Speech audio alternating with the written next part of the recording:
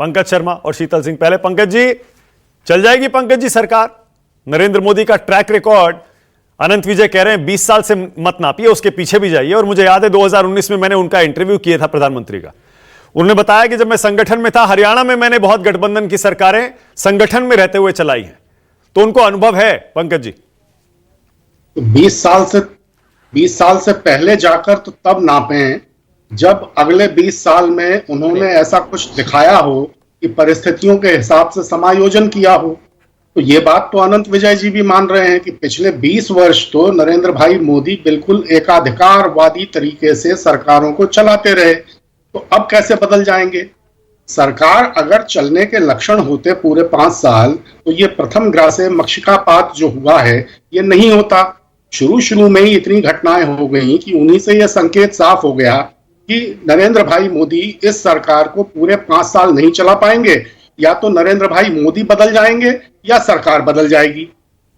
देखिए, एक बात को सोचिए, आज तेलुगु देशम पार्टी मांग रही है स्पीकर का पद। अब विवेकानंद शिला पे इस बार जो ध्यान किया, उससे अगर कुछ शील, संयम और उदारता के ताजा गुण उनके व्यक्तित्व में व्याप्त हुए होते नरेंद्र भाई के, तो स्पीकर का पद तो कम से कम उनको दे देते। कैसी गठबंधन की सरकार है? फिर एक गलतफहमी और दूर कर लीजिए मानक जी, कि ये एनडीए 3.0 है। ये एनडीए 3.0 नहीं है, ये एनडीए 1 है।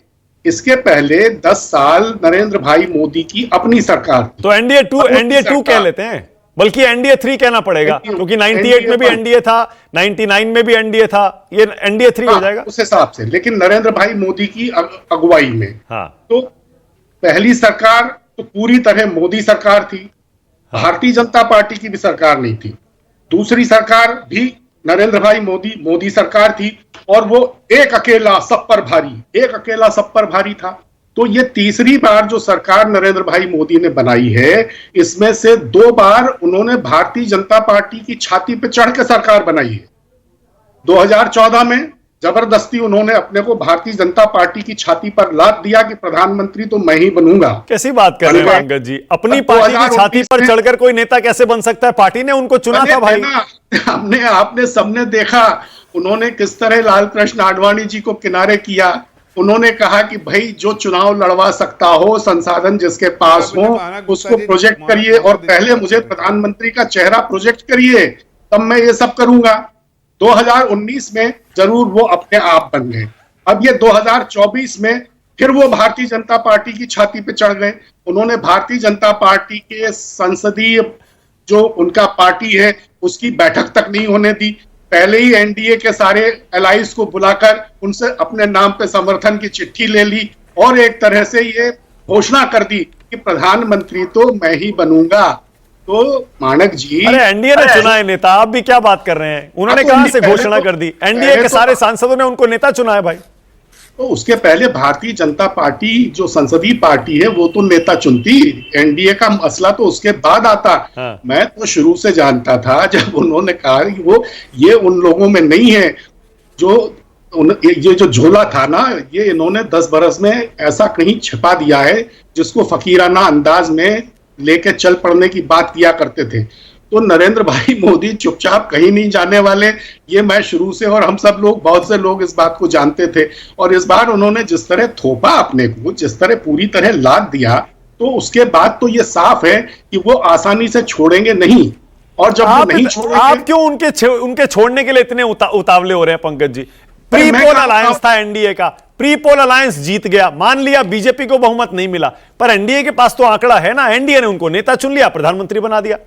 अरे भारतीय जनता पार्टी में जो सबसे बड़ा, बहुत सारे सांसद और भारतीय जनता पार्टी का बहुत बड़ा वर्ग कह रहा है कि 303 से 240 पे पटक दिया। भारतीय जनता पार्टी का मत प्रतिशत छलांग भर बढ़ता तो दूर, घट गया। खुद नरेंद्र भाई मोदी बड़ी मुश्किल से बनारस का चुनाव जीत पाए। अरे पर 303 तक लेकर भी तो वही गए थे पंकज जी। बीजेपी वाले कह रहे हैं 303 पर लेकर भी तो वही गए थे। हाँ, तो जब लेकर गए थे तो बने थे, लेकिन अब इस बार जब लेकर नहीं जा पाए 370। अनंत विजय कुछ कहना चाह रहे हैं? अनंत जल्दी से, उसके बाद शीतल जी आ रहा हूं। अनंत बोलिए। अपने आप छोड़ देना चाहिए था। मैं सिर्फ एक छोटा सा वाक्य कहना चाहता हूं। पंकज जी बड़े व्यंग्यात्मक अंदाज में कह रहे थे कि एक अकेला सब पर भारी, तो ये तो इस बार भी पंकज जी करके दिखाया, एक अकेला सब पर भारी। जितने INDIA गठबंधन के सारे घटक दलों की सीटें हैं, उससे ज्यादा एक अकेले की सीट है। तो थोड़ा सा तो संख्या बल, अभी संजीव जी संख्या और गणित समझा रहे थे, तो वो गणित तो थोड़ा आप भी देख लीजिए, इतना भी मतलब एक तरफा मत देखिए पंकज जी। ओके शीतल जी आपकी बारी है। शीतल जी, इंडिया समूह पर भारी है वो तो ठीक है, वो तो भारतीय जनता पार्टी पे भारी पड़ गए। और नरेंद्र भाई मोदी को शुरू से आशंका थी कि संघ जो है, राष्ट्रीय स्वयंसेवक संघ, दक्ष मुद्रा में आ जाए, उसके पहले NDA से अपना समर्थन करा ले। ठीक है, ओके शीतल